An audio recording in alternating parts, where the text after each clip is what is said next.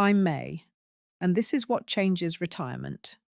If you sold a stock this year, took a big capital gain, or you're planning to convert part of your 401k to a Roth, there's a tax the IRS almost never talks about in plain English, and it can quietly take an extra $3,000, $5,000, sometimes $10,000 out of your retirement in a single year. It's called the net investment income tax. Most people call it the NIIT. And here's the trap. It doesn't show up on your regular tax bracket. It sits on top of it, silently, like a second tax system running in parallel with the one you already know about.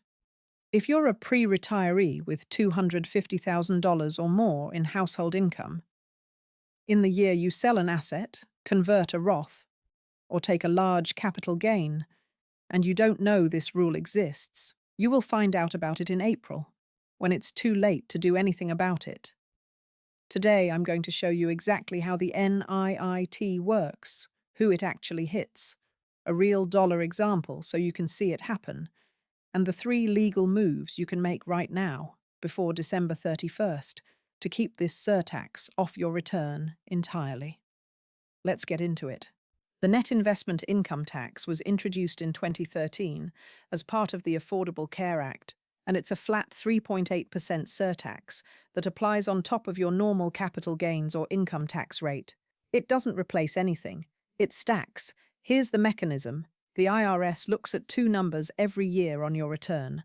Number 1, your modified adjusted gross income, or MAGI. Number 2, your net investment income, meaning interest, dividends, capital gains, rental income, and certain passive income.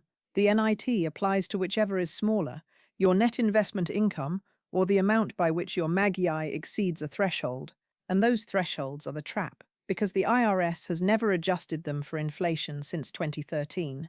Single filers, $200,000. Married filing jointly, $250,000. Married filing separately, $125,000. 13 years without an inflation adjustment. What used to only catch the wealthy now regularly catches ordinary pre-retirees who sell a rental property, have a good year of dividends, or do a large Roth conversion. Here's the part that makes this specifically a pre-retiree trap. In the 5 to 10 years before retirement, people often do exactly the things that trigger the NIT without realizing, selling a second home or rental property to simplify their estate, doing a large one-time Roth conversion to reduce future required minimum distributions, realizing capital gains to rebalance a portfolio before retirement, or receiving a pension buyout or lump sum.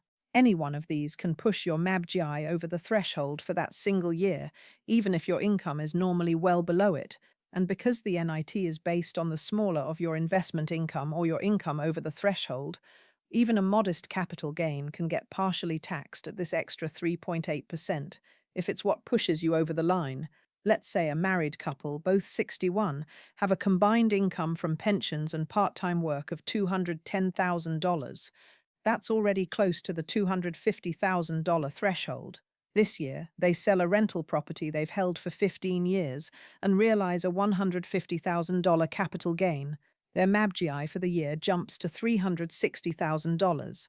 That's $110,000 over the $250,000 threshold.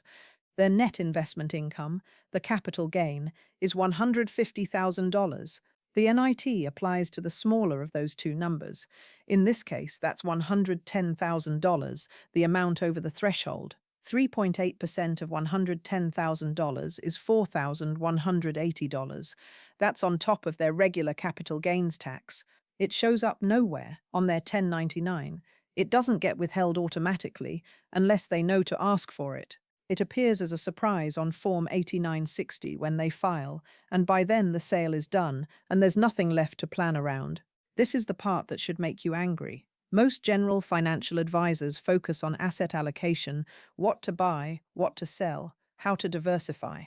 They are not always thinking about the tax timing mechanics of a single transaction relative to your MAGI threshold for that specific year.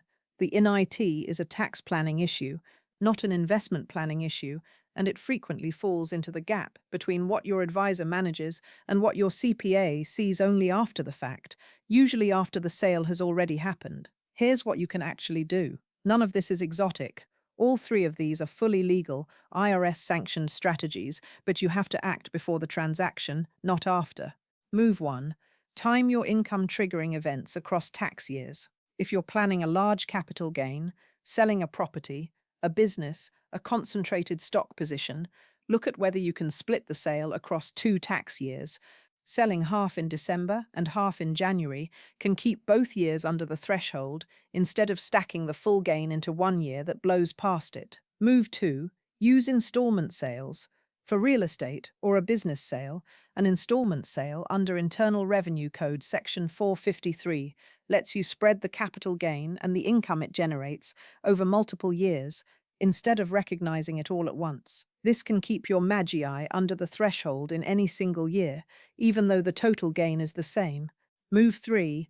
Offset with tax loss harvesting in the same year. If you have any underperforming positions in a taxable brokerage account, realizing those losses in the same year as your gain reduces your net investment income directly. Losses net against gains dollar for dollar before the NIT calculation even happens. This is the single fastest lever you can pull in December if a big taxable event already happened earlier in the year. If you're doing a Roth conversion specifically, remember, the conversion amount itself is not investment income, so it doesn't directly count as net investment income. But it does raise your magi, which can pull other investment income you already have, dividends, interest, capital gains, into NIT territory. So the strategy here is to size your Roth conversion with your total magi picture in mind, not in isolation. Common mistakes people make trying to avoid this. Mistake 1. Waiting until tax season to think about it. By April, the sale had already happened. There's no fixing a completed transaction. Mistake 2. Assuming a good CPA will catch it automatically. Many will, but only if you loop them in before the sale, not after you drop off your documents in March. Mistake 3. Ignoring smaller triggering events. People watch for the big property sale, but forget that a strong dividend year combined with even a modest gain can add up to the same threshold problem. Here's your action item for this week. If you are within 5 to 10 years of retirement and you are planning any of the following before year end, selling a property, doing a Roth conversion, realizing a large capital gain, or receiving a lump sum payout, pull your most recent tax return and calculate your current magi. Then ask, how close am I to $250,000 if married or $200,000 if single? If you're within striking distance, that's your signal to call your CPA this month, not next April. The checklist. Calculate your current year magi estimate. Identify any planned sales, conversions, or lump sum income before December 31st. Consider splitting the transaction across 2 tax years if it pushes you over the threshold. Check your taxable brokerage account for tax loss harvesting opportunities. Loop in your CPA before the transaction, not after. The IRS isn't going to send you a warning letter before this hits.